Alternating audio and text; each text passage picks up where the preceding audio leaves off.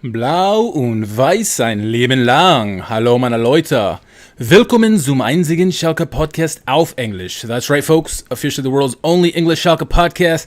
This is episode 128, the season review of SchalkeMerica, and I'm your host, Richard Carmen. Joining me, as always, co-host Jack Mangan. Jack, how we doing, man? Doing well. Hopefully much shorter than our typical season review, because I don't think anyone wants to listen to like that. What it typically is. But I mean, definitely some things to talk about and put a button on this one, and then we can officially begin the process of looking forward to our new home in the Spider Bundesliga next season. That is true. But before we get into this, why should we bask in this misery all alone? We should bring someone who's better at this and at least knows a lot about the club, much more than we do. So we'll bring in the wonderful Marie Schulte Bochum. How you doing? Good, doing really well. Thanks for having me again. It's wonderful to see you both and be in the same country as you both. Yeah, we're in the same coast actually for once. Look at that. Woo! Jack, we need to get you on the East Coast, bud. I don't know about that. We'll see. Some of those sporting events, they go on pretty late when you're out on the East Coast. No, but Marie, thank you for once again joining us and basically bailing us out whenever we need some help. Marie is always available. We really appreciate that. What have you been up to since we've last spoken? Now you're obviously living in New York City. What's been going on in Marie's world lately? Yeah, so I got a puppy. A mini golden doodle. He arrived on Thursday on the Ferry Trails Express. That's a real thing. That's like a bus. And I got published for the first time in the US, so that was very exciting. Wow. Basketball story, not a soccer story. But next one. That's the next one. That's the next one, exactly. And yes, just still pursuing my journalism master. I'm due to graduate in August. So we'll see. Oh, I negotiated down my rent. I was very proud of that. Nice. That's pretty good in New York City. It's the summer of Marie, apparently. It is. It's a real adulting all over the place. So, yeah. Look at this. We got some people chiming in the chat. We got Dirk saying, good evening, gentlemen and lady. Matt says, a happy Bochum fan. Glad there's at least one happy person here. That's right. It's been a long, arduous season for sure. Several of things we're gonna get into tonight. We're obviously gonna try to find. We ran a little poll on SchalkeMerica on Twitter, trying to find the best 11. So we're gonna try to mash a best 11 from this season. We're gonna go with recency bias with the 3-5-2 formation. So we'll see what we come up with in there. We'll talk some news that happened since we last spoke, which was like 2 weeks ago, maybe longer. We'll talk players we're excited for this year, player of the year, and maybe even goal of the year. So. Let's get hot into this, ladies and gentlemen. First off, I want to talk about is Nabil Bentaleb, a good friend of ours who didn't get much playing time. We thought he was going to be gone from us, exiled, came back to the fold a couple times, surprisingly enough, and then officially he's gone from us. He made some comments, some choice words. I guess he was talking about his side of this story. Marie and Jack, I don't know if you caught his comments. He basically said, he was ill-treated, and Jack, what was the exact words that he used? Do you remember? I mean, not only did we think he was going to be gone, we were promised that he was going to be gone in January, and that ultimately didn't happen. Hopefully, this is the last time we talk about Bentaleb. It just like the content just keeps coming, half season by half season. It seems like the gift that keeps on giving. Yeah, I mean, so.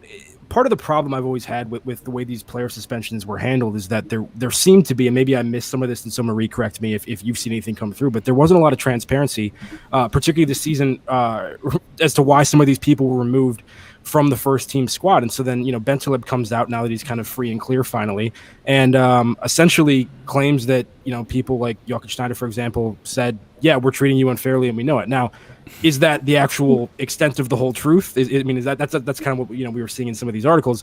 Who's to say? But when Schalke doesn't come on the record and kind of offer any other explanation or context that I've seen, it's kind of hard to know what to do with that. They're not like vehemently denying it or anything. So it's strange. I hope that's not how it went down. If it is, hopefully he gets a shot with another team and can further his career elsewhere. But definitely probably one last negative story that we didn't need heading into a new cycle here. Yeah, Marie, what were your thoughts when one of these comments from Nabil came out? I mean, anything that surprised you, or it just seemed pretty par for the course? I wasn't surprised, just because he's one of those players where you kind of expect that a bit. And I mean, it was maybe a shock to see everything contained in one interview. But upon reading it, these are all things we'd heard before. We'd heard that story of him and Stevens, and him, his giving, his wife giving birth to their first daughter, and that's why he wasn't present in the stadium. And like that had been in the news already like 2 years ago. And even just generally his reputation, and first of all, he had that reputation coming into Schalke. So much for looking at the mentality of players that Schalke signs, which all the sporting directors have recently claimed to have done, including Heidel.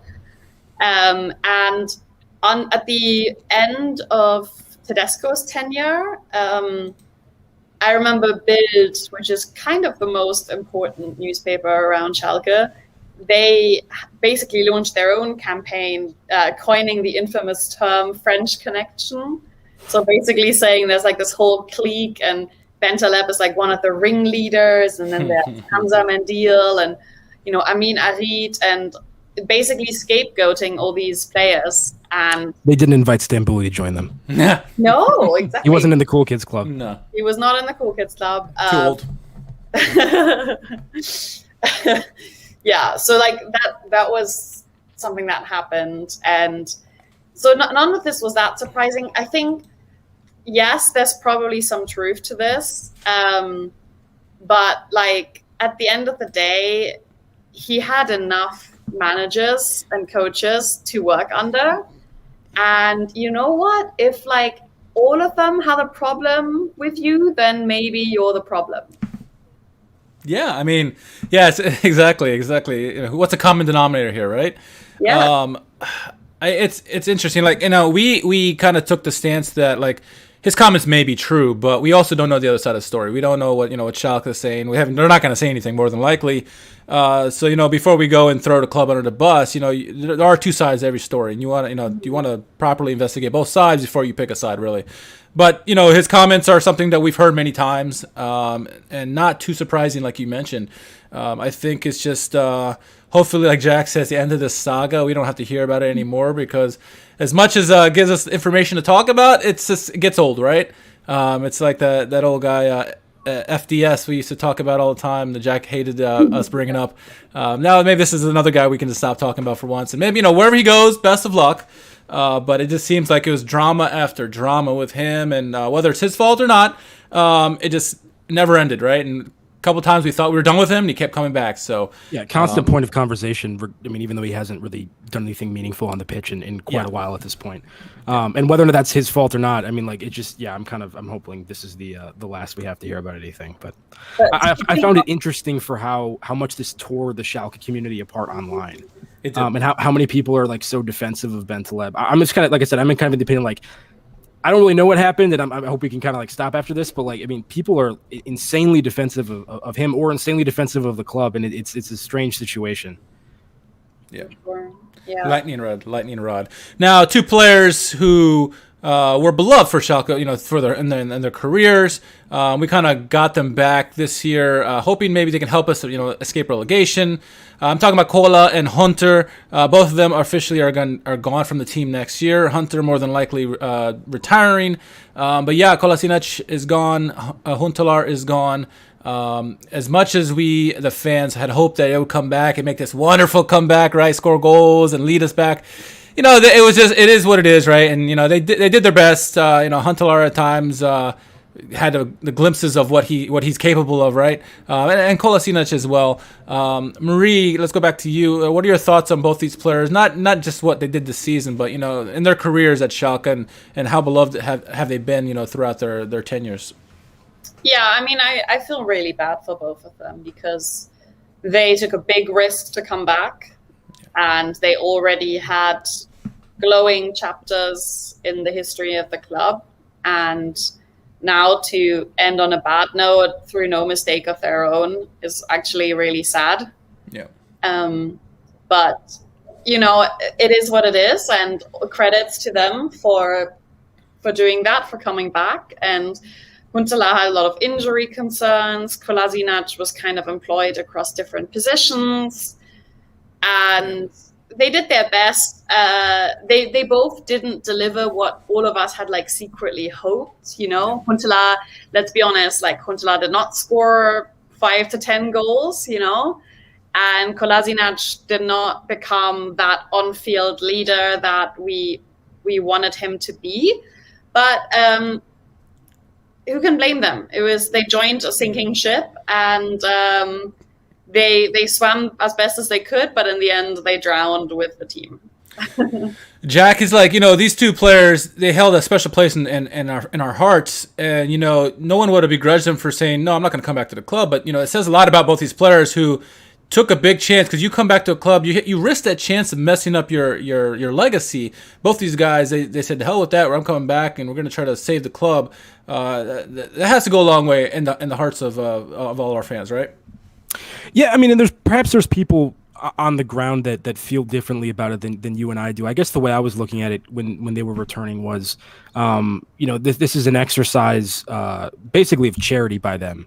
Out of love for the club. No one, I don't think, really expected the two of them to turn things around to the extent that we would survive. And that's what we're hopeful of. They could have, some sort of contribution. But I don't think anyone really believed in aging Huntelaar and a Kolasinac who, despite some good performances for us, hadn't really seen that translate consistently, to Arsenal, and was very much kind of floating in the wind there as it was anyway. So I don't think their reputations are damaged, in my opinion, at least, by being involved in the relegation. I think the fact that they came at all, to me, it only adds to their Schalke credentials. Despite maybe Huntelaar not getting the goal tally that we hoped he would, partially due to unavailability due to injury, but also just it's hard for anyone to score goals in this team, to be honest. But even the couple goals that he did score, to me, those were some of the emotional high points of the season. As sad as that is, as to say, just because there was so little to hold on to throughout the course of the season, that having kind of a club legend like that come back and seeing him bang a couple more in a royal blue kit, to me was nice, at least. So it's disappointing to some extent that financial realities are forcing our hand in some of these decisions, but I think, especially in the case probably of Kolasinac, he didn't have the impact that he was the player we thought was probably going to have a little bit more of an impact. One or two games early on where it looked like he was maybe doing something, and then it really kind of trailed off, and he seemed to kind of be anonymous within the squad, much like everybody else.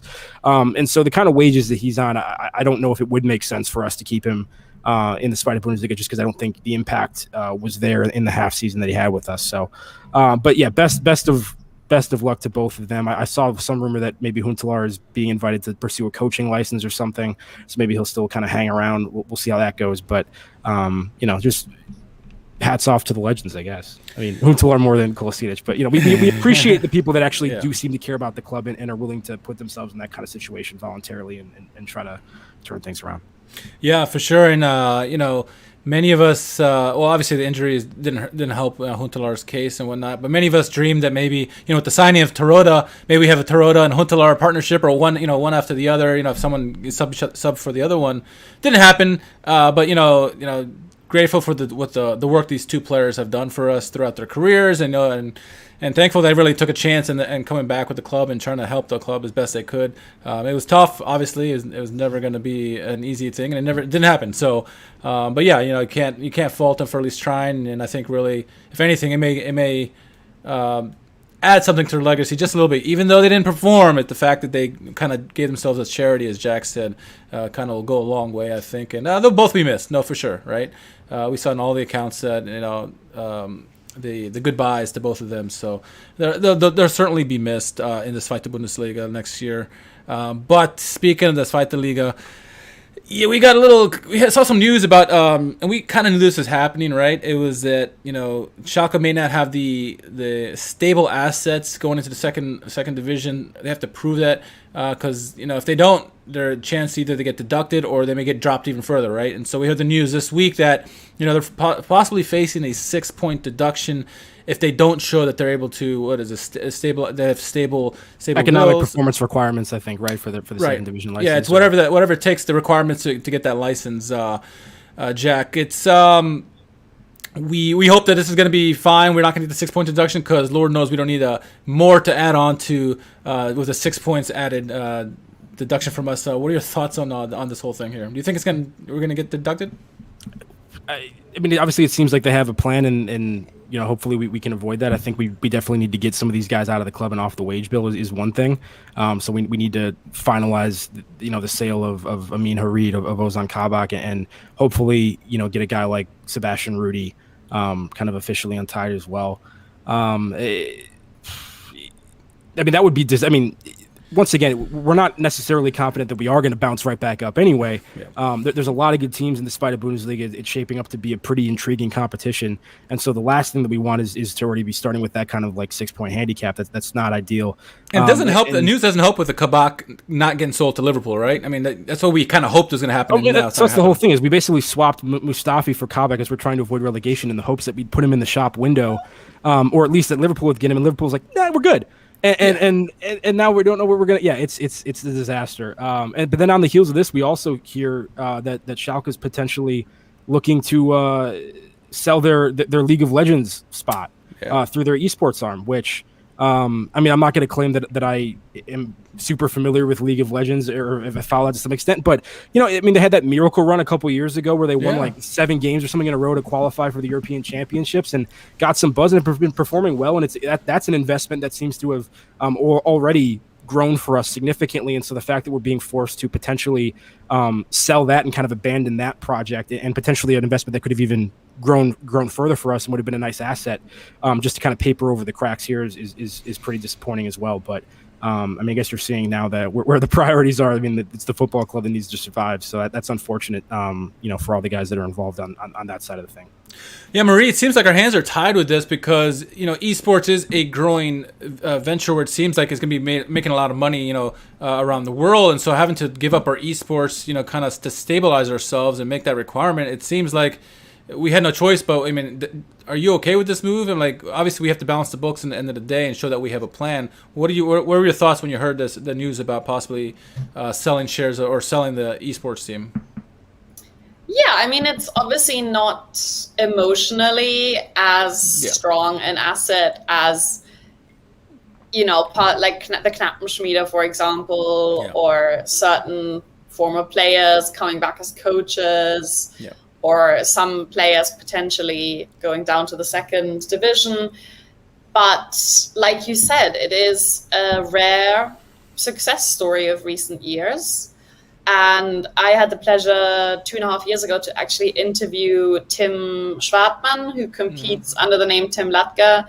He's not a League of Legends player. He's actually a FIFA player. He plays on the Xbox, but he's one of their poster boys because he's from the region. He's a Schalke supporter. He goes to the Nordkurve. And that was really eye-opening. I spoke with him in some hotel in the middle of nowhere near Munich airport, basically in farmer country. He was preparing for a match day in the virtual Bundesliga, which they do at some local TV studios. And he was going to compete against Werder Bremen, I think.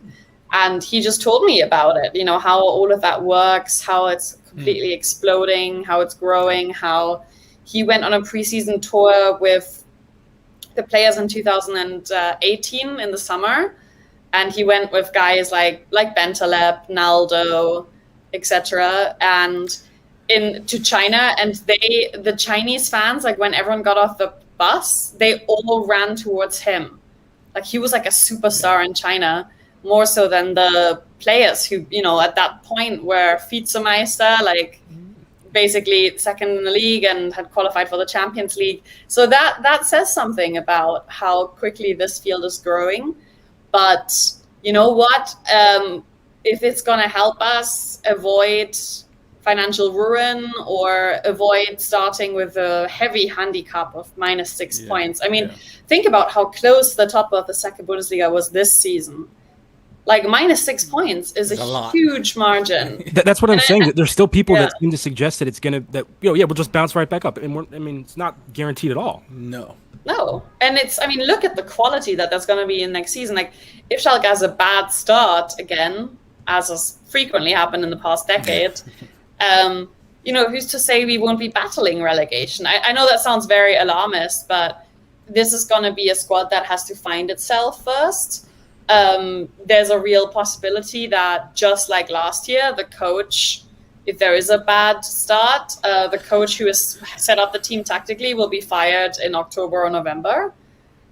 So I don't want to be like the doomsday master here, but I think at the moment it's kind of like, let's keep the ship afloat before we dream of the yacht, so to speak. Yeah, and for anybody, who's kind of rolling their eyes at the whole esports division in the first place, like, this sale is potentially going to bring in more money than McKennie's transfer to Juventus. Take it seriously, because it's an actual force. And as Marie just, that anecdote about the reception in China, I think, certainly illustrates that to some extent. There's definitely an audience for those kind of things. Yeah, and it's I think what she also mentioned is that we saw there's a little connection with Bentaleb, so it's all making sense now, right? They're getting rid of the esports. I'm just kidding. Matt chimed in. He says, was there some sort of league restriction on why the team couldn't have moved to the Parkstadion this season? Seemed like that would have helped financially, though maybe just a drop in the bucket.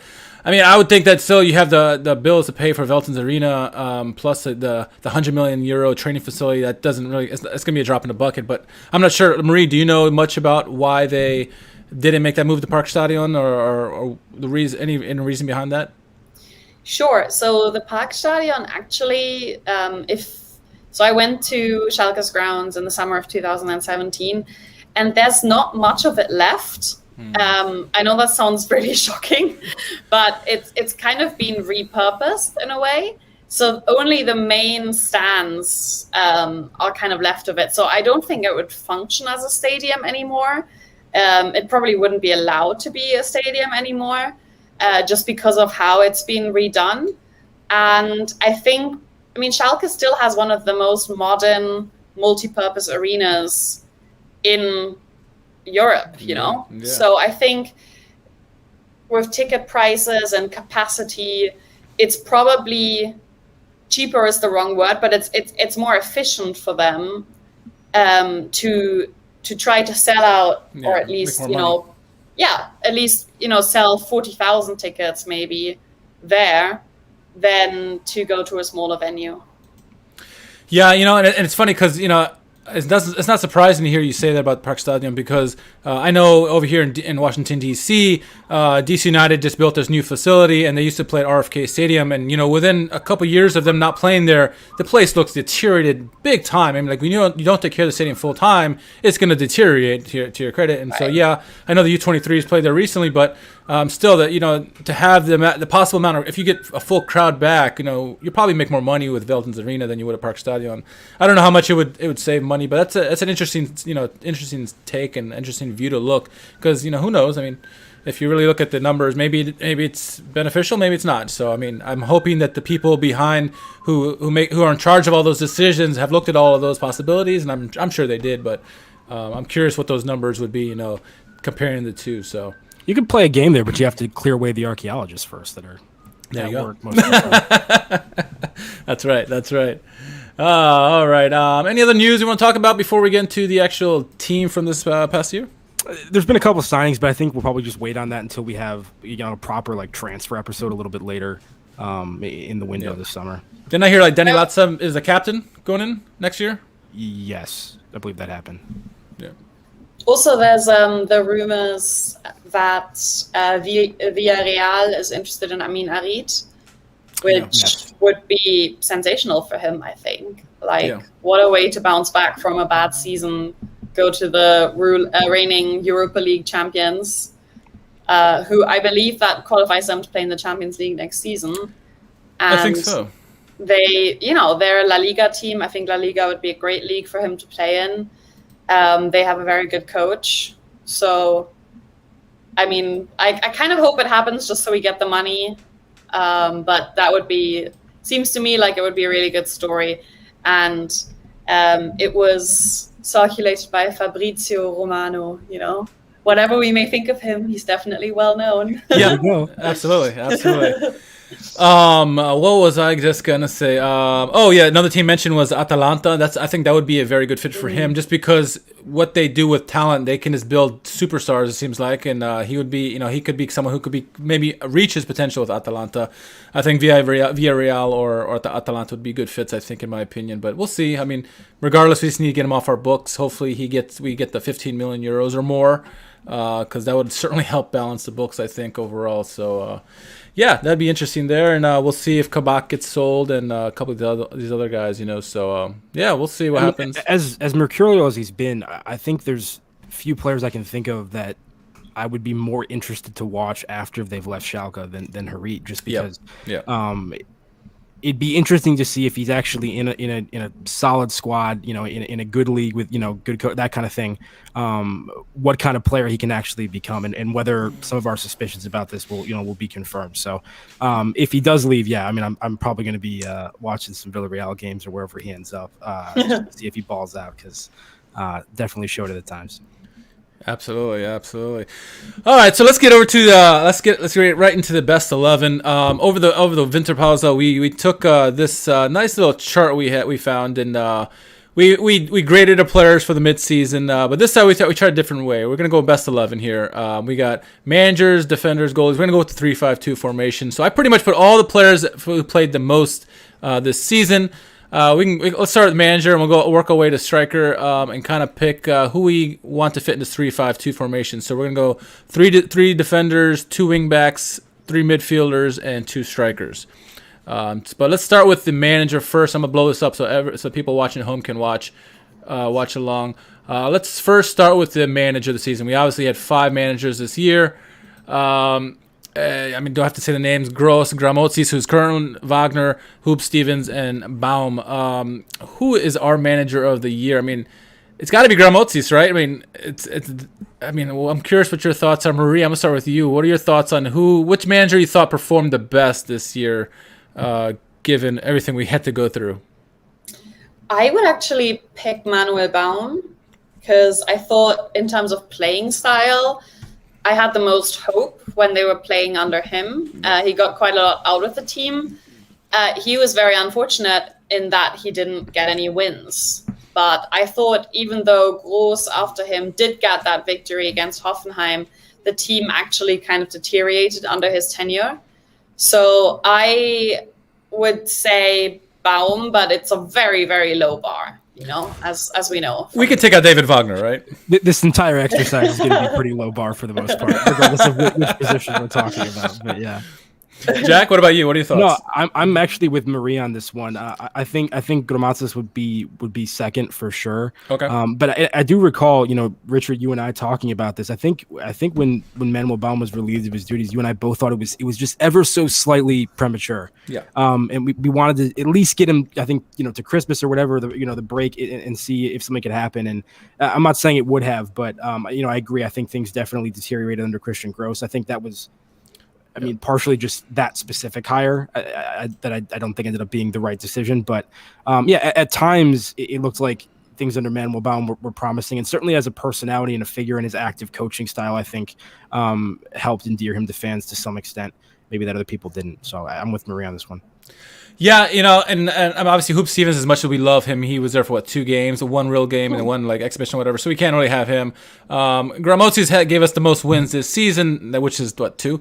But I think, I'm with you guys. I think we saw a lot of promise with Manuel Baum there. We saw the most, I guess, change.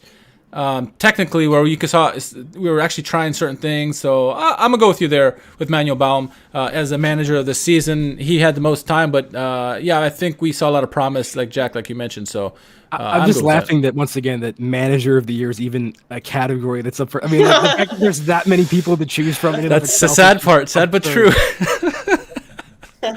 Oh my goodness. Oh well, another thing we didn't think we were going to be talking about is goalies, right?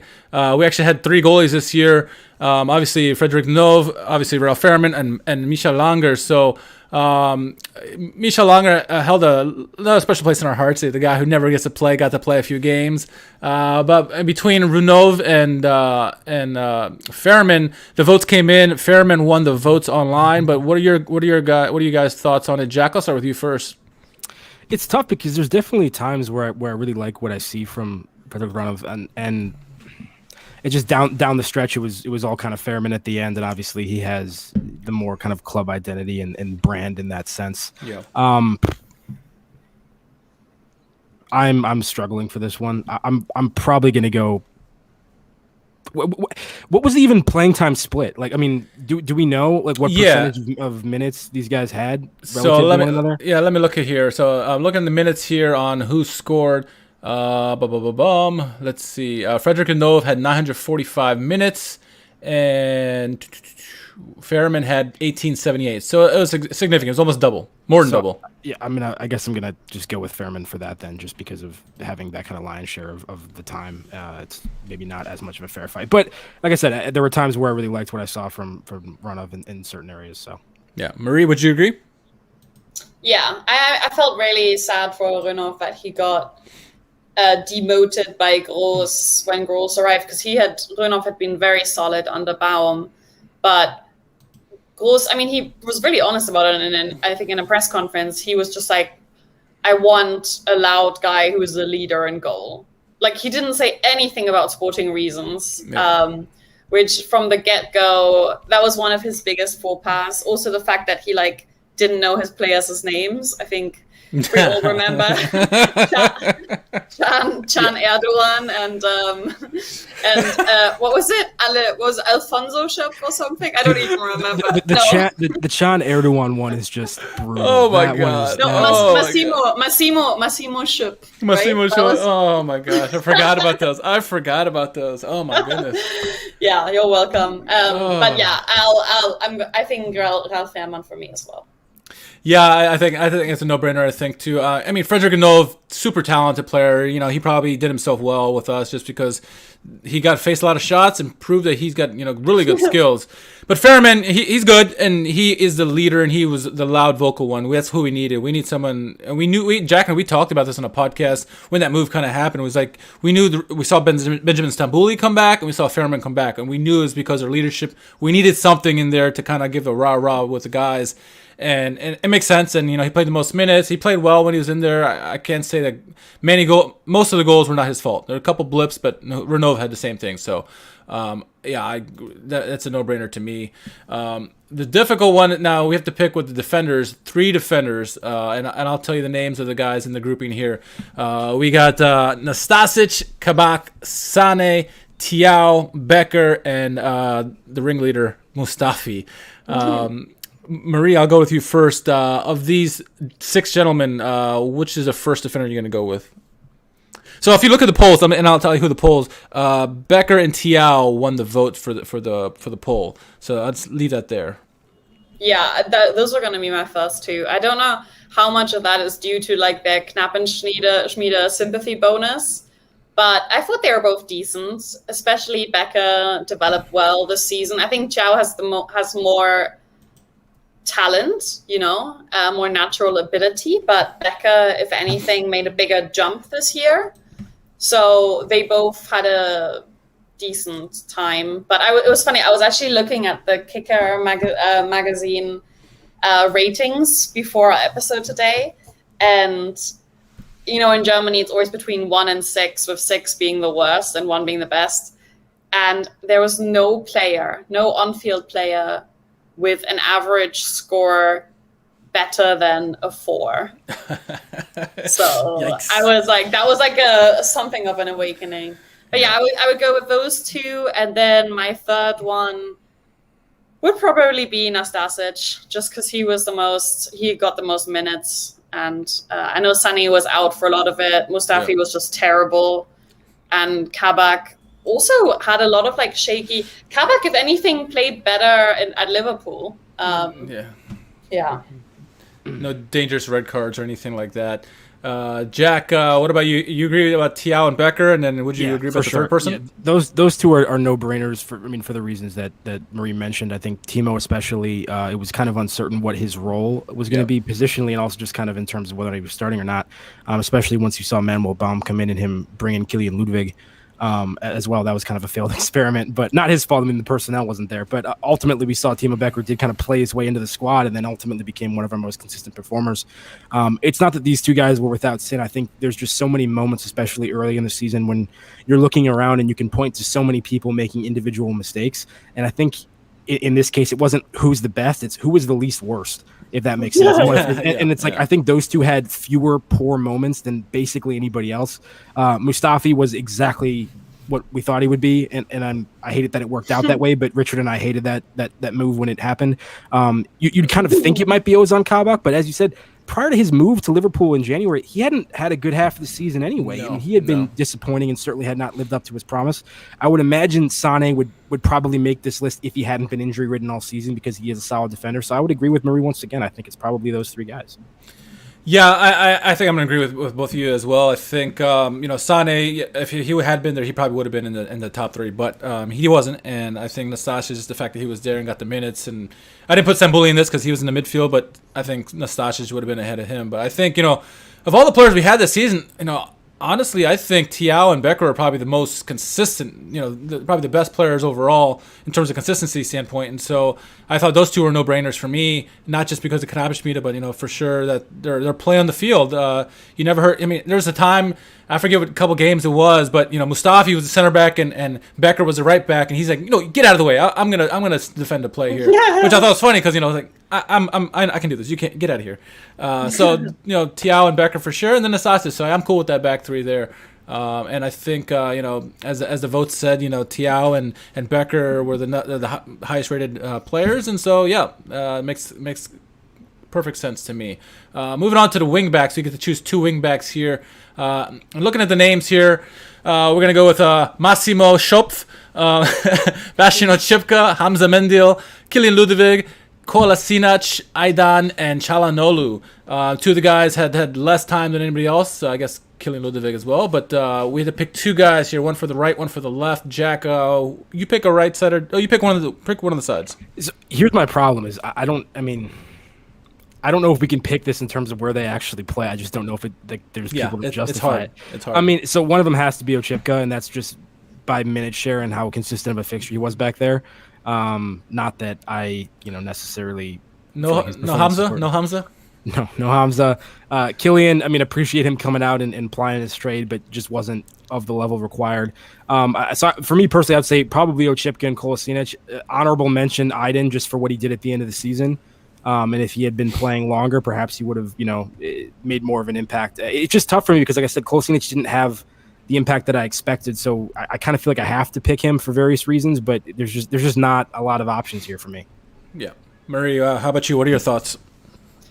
I guess it depends how strict we want to be positionally, because do we want to have two left wing backs? Because if we don't, then I would give it to Çalhanoğlu and Oczipka. Because I think Çalhanoğlu, he definitely showed he has the potential to grow into like Bundesliga caliber. I think he was shaky at times, but he also had some really good moments. And that is a spot on the squad where we have like no one, Yeah. And the shocking thing is we knew that going into the season. So like, what does that say about the people in charge? But yeah, when you don't have a Swiss Army knife like Weston McKennie to plug those holes anymore, you gotta go to the Knappenschmiede. And Matt's chiming in. He says Schopf's the only other Schalke player going to the Euros. Frederick Renov also, Matt mentioned that Frederick Renov is going to the Euros with his performances from Schalke. I guess he's with Denmark, right? I forget where he's at, but it's hard if you want to make this a realistic team. Have someone actually who can play left and right.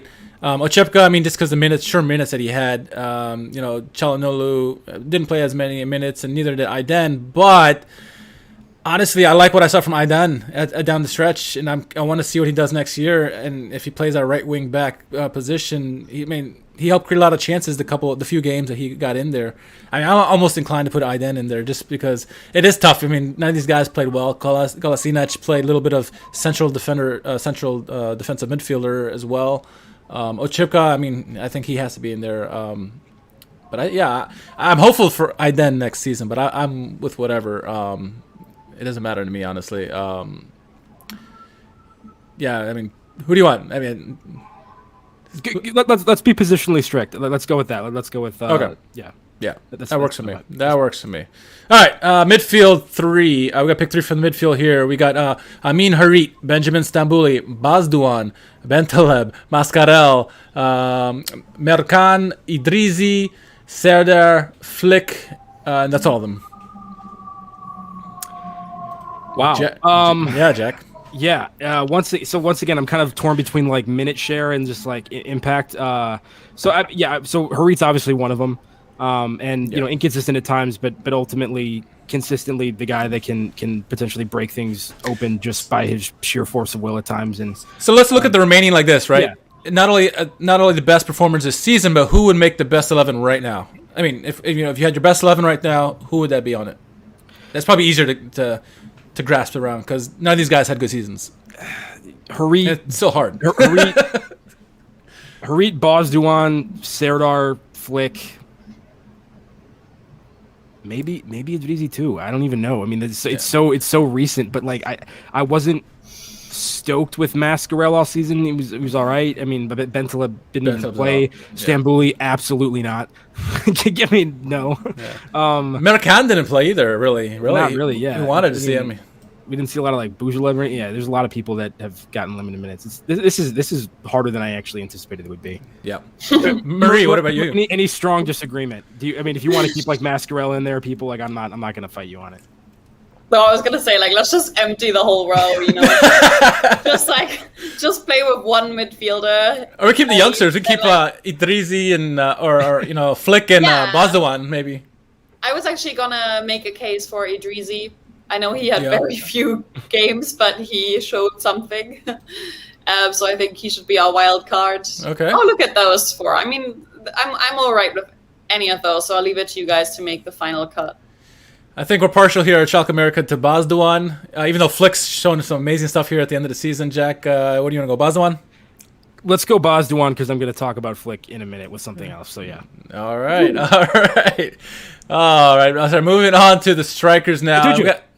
Katuchu, he is actually the first one on there. So we had more strikers than any other position here. So we got Katuchu, Rahman, Buyalab. I put Buyalab here. Hoppy, Ibisevic, even though he was there for like 10 seconds. Ut, Paciencia. I forgot this kid's name already. Robbie Matando, Schuler. The Welsh wizard? How dare you, sir? Skripski and Huntelaar. We got to pick two here. And I mean... That was already my favorite moment. My bad, Matando.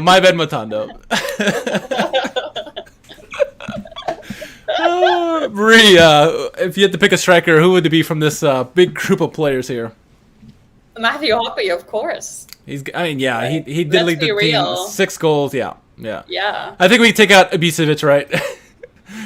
And seeing him there was jarring because I already completely forgot that was a thing. Did too. That was 2 lifetimes ago. Another failed experiment.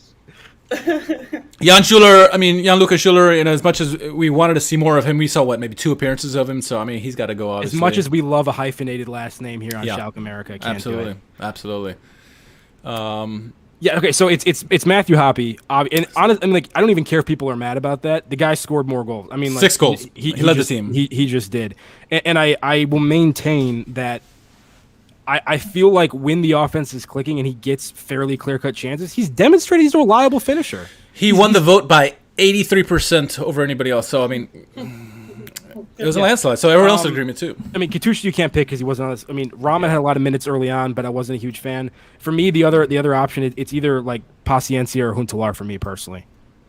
Yeah, Matano's got to go. Marie, what are your thoughts? Oh, you already said Hoppy, obviously. Ut, I think, started out the season very well. He was the only guy really performing at the beginning, but then once everybody else started playing better, he got injured, and then he wasn't the same again. So I'm not going to pick Ut just for that. I would have loved to see more of Paciencia myself. I'm inclined to go Huntelaar.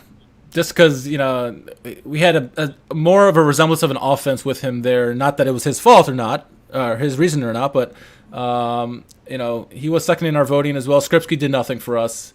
Bujala we had a lot of hopes for, but I would say Huntelaar. Any disagreements there? Nothing. Okay, yeah, I'm Jack, fine. Are you not gonna say Kutucu, Jack? We want to, but we can't. It's hard.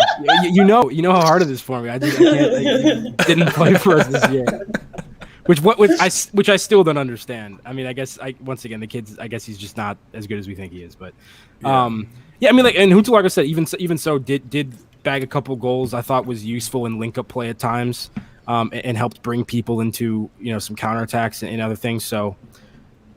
And just for nostalgia's sake. Isn't this kind of sobering looking at this team? Because this is really not a very good team at all. So to recap so everyone can know where we're at, even though some people listening to us. So our manager this season is Manuel Baum, just slightly over Gramozis. Our goalie is Ralph Fairman, obviously. We went up the back three of Timo Becker, Malik Tiao, and Matian Nastasic. Our wingbacks are Aidan on the right and Ochipka on the left. Midfield three of Idrizi, Bazduan, and Harit. And then the strikers are Matthew Hoppe and Klaas-Jan Huntelaar. That's our top. It is sobering. I mean, Murray, you're absolutely right. And I think the other thing is how quickly we just dismissed so many of those people, as it wasn't even difficult to this person might be in contention. Yeah. No, not good enough. Nope. I mean, how bad is that, especially for a guy like Suat Serdar? That like Idrizi can walk in, that Bazduan, who hasn't lit the world on fire, can be in there over him. I mean, that's got to be super disappointing. I think that's probably the most disappointing player looking at it right now. Yeah. On the whole, would you agree? So. I would agree. Maybe alongside with Mascarell as well, who, was a captain once upon a time, and on the verge of becoming an international for Spain. And no. I would throw in Kabak as well, because he had such a pretty good year the year before. He was arguably our best defender of the year prior. He comes into this season with a lot of high hopes, and really, I mean, granted, the players around him did not help, but I mean, he had issues with his discipline, getting red cards, getting silly plays, causing penalties in the field, and it wasn't a good season for him at all. I thought he struggled mightily, and we was hoping that he went to Liverpool and he'd resurrect, but it didn't quite happen for him. But best of luck to him. I think he has a lot of potential. It's just that maybe we broke him. I don't know. And one of the things we kept saying all season was there is enough talent in the squad to stay up. It's not that bad. And I think that may have been the case if we had a full season, or most of a full season of like a back three of Ozan Kabak, Salif Sane, Malik Chow, had those guys as a unit consistently. If Suat Serdar had played better and Harit had been consistent, we had Serdar and Harit like all season long, and and had some health up top, maybe it would have been better. But no, you're right. I mean, looking at it now, it's not difficult to understand why we're in the position we're in. I mean, some of the guys that ultimately make that final XI for us, it's pretty surprising. Some of these names we weren't even really familiar with at the start of the season. So I'm going to throw out some stats here that were mind-blowing to me, because look at first, most appearances this year, it was Amin Harit, most starts, 25, most games overall, 28. That was eye-opening to me. I didn't think that was the case. I felt like he was sat out a couple times. In terms of minutes, only one person cracked the 2,000 minutes. Obviously, it's going to be Amin Harit by almost 200 minutes more than the next person, which is Suat Serdar. Goals, Matthew Hoppe led the way with 6 goals. Next closest is Mark Oot, 3, Amin Harit, 2, and Rahman, 2, and Huntelaar as well. Assists, Amin Harit led the way with 5. Next closest was Ochipka with 2. Yellow cards, Mascarell, 6, Benjamin Stambouli, 5, and Mark Oot actually had 5 as well. And then we had 2 red cards this year with Tiao and Kabak. So Ochipka being second in assists is shocking, considering that's a player that we always were criticizing for not getting further up the field consistently and helping out in some of those. So the fact that he actually had that stat line is pretty interesting to me. Yeah. Renee's jumping in. He says, we had no good right back at all season, not a single winger in the squad who is anywhere near Bundesliga level. Horrendous squad building. Yeah, absolutely. That's why we put Iden in there, because no one was good enough this year, and we saw little glimpses of him at the end of the season. We're like, let's see what he does next year in that position. Yeah. Who knows? And hi, how you doing, Renee? We see you. Thanks for jumping in, man. I love it. Okay, so that's our best 11. Well, this season was a drab. Let's pick 2 players from this team, this current squad, who we're most excited for going into next year. Yeah. Jack, I'll let you start with this. This is kind of your brainchild. Who are 2 players you're most excited to see next year? Yeah, I wanted to try to end on a positive note and have some optimism after we just discussed that. So, I mean, for me, first and foremost, the player I'm most excited to keep an eye on and watch next year is Florian Flick. Recent emergence into the squad, but somebody who I thought was very impressive in limited minutes. Looked fairly composed despite his inexperience, and really caught the eye. So that's one to watch, and I would imagine there's a chance he gets a decent run in the side next season. If we see a return of one Ahmed Katuchu, and he's involved next year, it's going to be mine. But we don't know exactly what's going on with that yet. That situation could still be. There we go. That's what I'm talking about. Free Katuchu, baby. Yeah. And if not that, I think it actually might be. It might be Hoppy. If he stays too, just because, okay, if we can put the madness of the season behind us and we have, an actual competitive squad for the level we're at next season and a reasonably competent offense, I would be interested to see how he performs with a more consistent run in the side and getting some starting minutes too. Yeah, absolutely. That's a good shout. Marie, how about you? Similar. So for me, it's also 2 Knappenschmiede players if we count Hoppy, but definitely Hoppy if he stays. I think that's a big if, especially since his call up to the American national team. And let's not kid ourselves, like right now it's commercially a very, very fabulous idea for teams to buy American talent. Yep. And he, like you said earlier, like he is a proven finisher. And to score 6 goals in such a terrible team is no easy feat.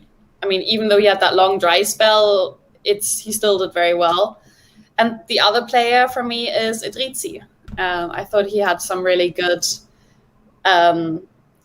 really good moments. And he's currently building up his confidence playing for the Kosovan national team, which is pretty cool, at his stage of his development to be internationally capped.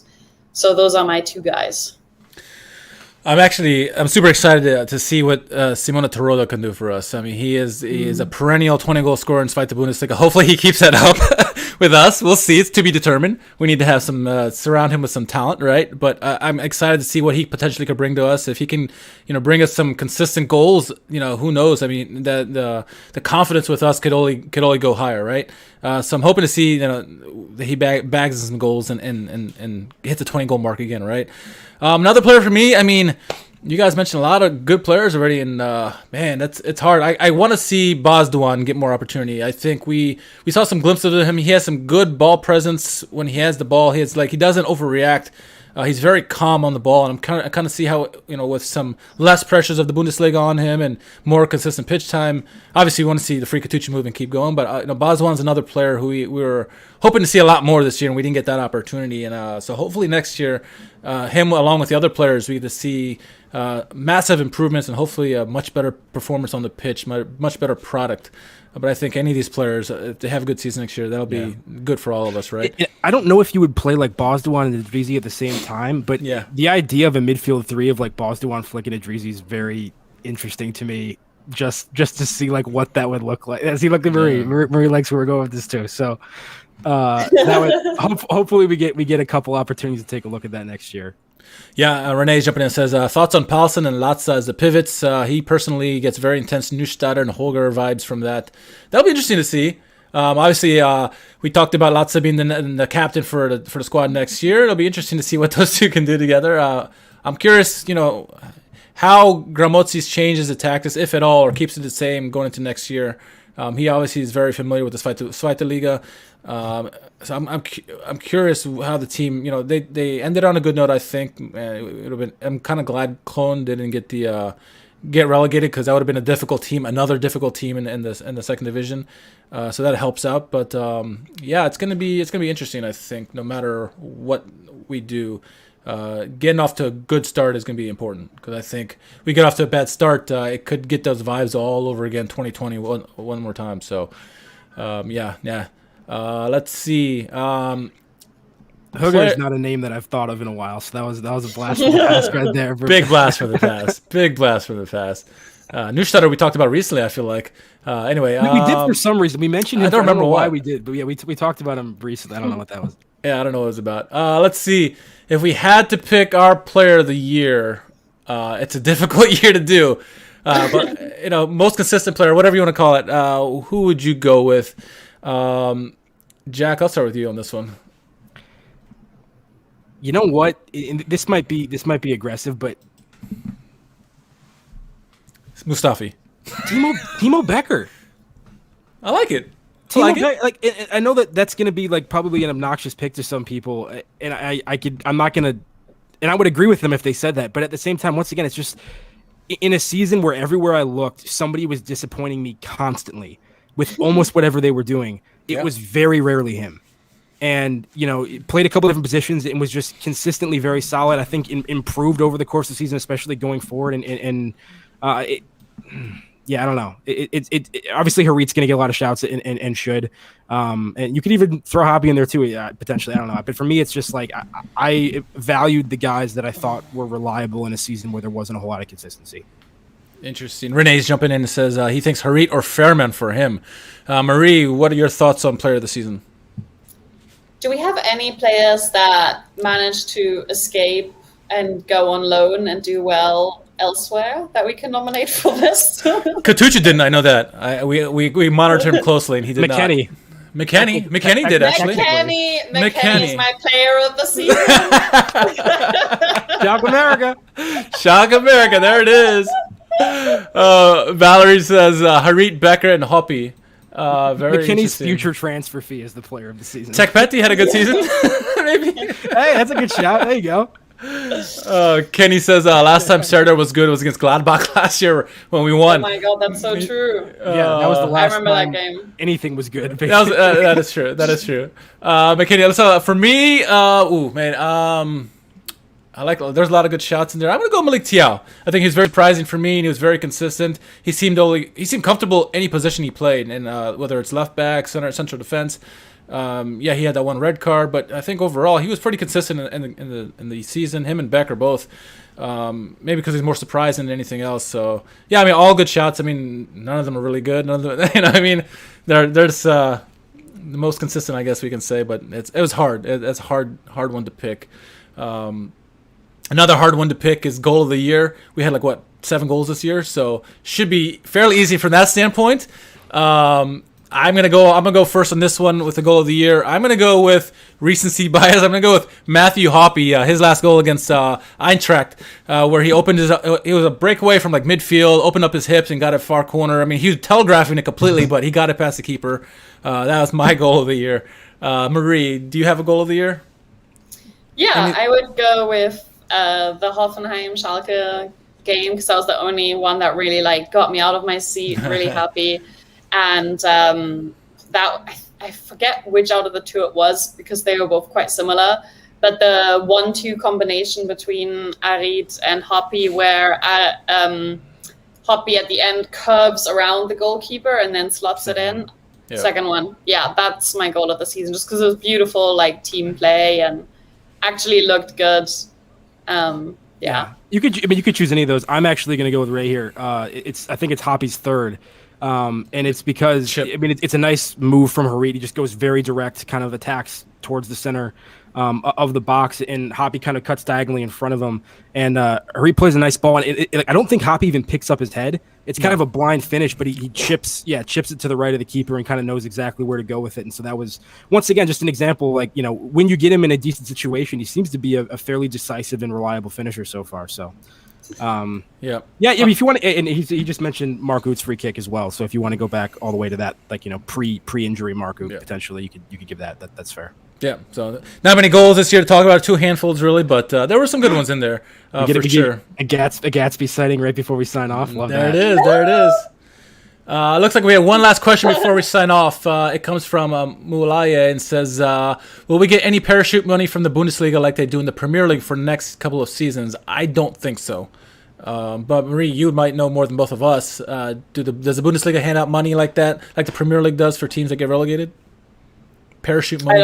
I don't think so either. I've never heard that. I don't think so either. Yeah, that's a new one for me. So, All right. It's been a long drab season, right? Filled with many downs, not so many ups. But we had I think that the big thing that sticks out for a lot of people is that 4-0 win against Hoffenheim because we ended the duck, right? It was so surprising. We thought we'd get a win here or there, but 4-0 was like, whoa, where did this come from, right? We haven't seen this all season long, but doubly crucial because of that Tasmania streak as well. So yeah, big on a couple different levels for sure. Absolutely. So let's wrap this one up. I think it's been it's hard to talk. We somehow got an hour's worth for the season review. Yeah, not the great to talk about anyway. But Marie already regrets coming on. So do I. I regret coming on, not her coming on. All right. Keep tuning in each week. We're not going to come back for a while, actually. It's the summertime, and unless some big breaking news happens. Obviously, the Euros are going on right now, but once the season kicks back up, Jack and I will be back. We will be in the Zweite Liga. We'll probably do a preview maybe with the Zweite Liga podcast with Matthew Karagich and Eva. I forgot her last name. Eva. So that's that. If you haven't done so yet, make sure you sign up for the Schalke US newsletter. I got animals in this we're talking about. I'm just all out of here. I'm ready to be done with the podcast for this summer, okay? Just put in your email address to get the email updates once a month. I don't know how they'll do it in the summertime, but yeah, definitely sign up for the Schalke US newsletter. We'd like to thank Schalke for providing us tidbits throughout the season for our podcast. Very, very grateful to them. Giveaways. There were some giveaway winners we want to do mention. Francis won the grand prize of the signed jersey. Other winners are Toby Gillis, Adam, who else was in there? Georgios is another winner in there. We'll retweet the winners again. There is a fourth winner too, or fifth winner, I should say, but the name's escaping me. But thank you to everyone who jumped into the giveaway that we had. It was a lot of fun, a lot of good giveaways here to end the season on a positive note. Try to get some good karma going into next season. So we'll do more with the giveaways. We'll try to get some more interviews going into next season as well. So. We also want to thank Marie, obviously, joining us on the podcast tonight and helping us several times this year. You're like the unspoken third member of our team here. Oh, thanks, guys. Marie, will the Bundesliga minutes continue into the summer? If you want to pitch those. People want to know. Oh, yeah. So there's going to be soon on my weekly Bundesliga show, Bundesliga Minutes on YouTube, there's going to be a special edition that introduces the German squad. So just the different team members who's good at combining with whom, and it's a good introduction to guys like Christian Günther, where perhaps you're like, who is that, and yeah, you should keep an eye out for that. But thanks for asking about it. It's definitely going to happen. We'll just make it about Germany, the Euros, rather than the Bundesliga. Yeah, we try to retweet those whenever we see them, so make sure you tune in and check that out and support Marie as well. And as just because she does great work in general, but also as a thank you for her supporting us over the season, because we always appreciate it. So 100%. And if you want to support us, you can please go to teespring.com/SchalkeMerica, buy some merchandise. I mean, come on now, why wouldn't you want to do that, right? Jack, where can our followers find you on social media? At JMMangan, JMMangan on Twitter. That was the fastest you said it all year. And you got it right. Look at you. Didn't mess up. Form right for the end of the season. Peak form right at the end of the season. You can follow me at R_KHARMAN for Marie, for Jack, and for everyone else. Thank you for listening this year. Enjoy your summer. We'll be back in the Zweite Liga, finding some way to watch the games here in the States. Until then, Glück auf.